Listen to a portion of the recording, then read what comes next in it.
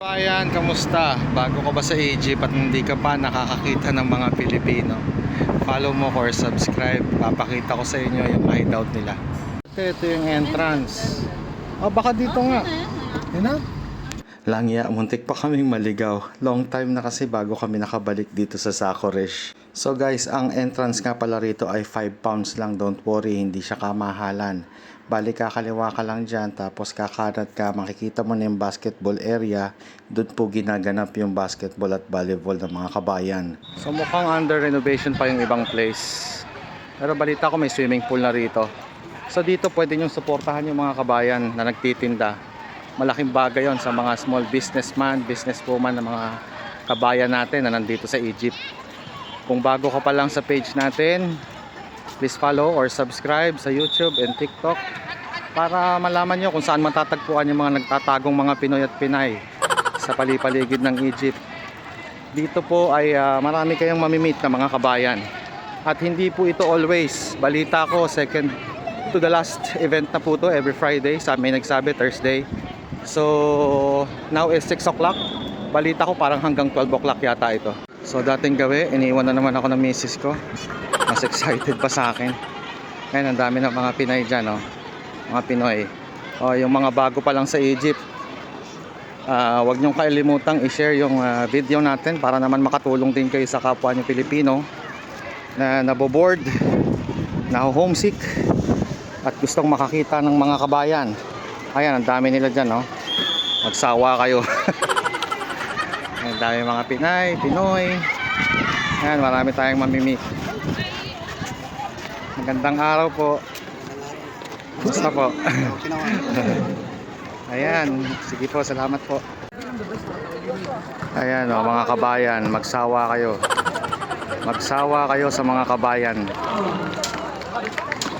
Ngayon, kung gusto nyong mag-participate sa mga event na ganito, mamaya hanap tayo ng pwedeng makausap para mabigyan tayo ng mas magandang info about sa mga gatherings, etc. etc. Ay po, sa mga kababayan nyo, saan po kayo sa Pinas?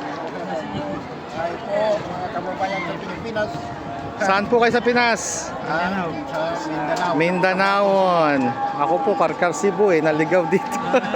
Salamat po. Okay. Hello sir. Basta po. Ayan, hanap tayo ng mabibili dito.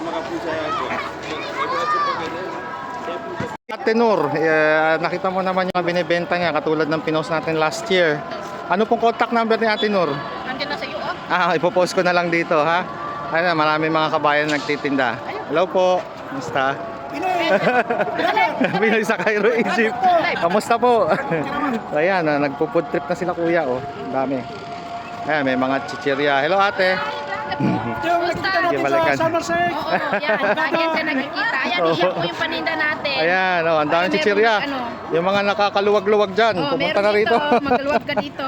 Ayan, marami kayong pagpipilian. May munggo, bigas, malagkit, ayan, tapioca, tsaka mga pampabeauty. Ayan, may mga condiments, toyo, pinyakurat, suka, dingdong, kung ano-ano pa. Ayun po.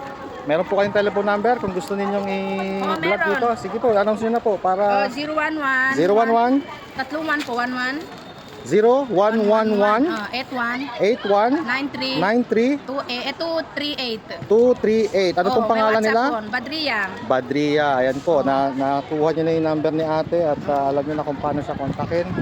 Suportahan natin yung mga kabayan natin na nagbi-business dito sa paligid ng Egypt.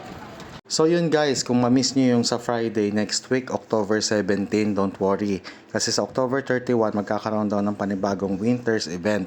Yun yung volleyball at basketball. So keep updated guys by following, subscribing, comment and share para sa mga ibang kabayan na nagkakaroon ng homesick dito sa Egypt. Maraming salamat sa mga nagsishare. Ingat!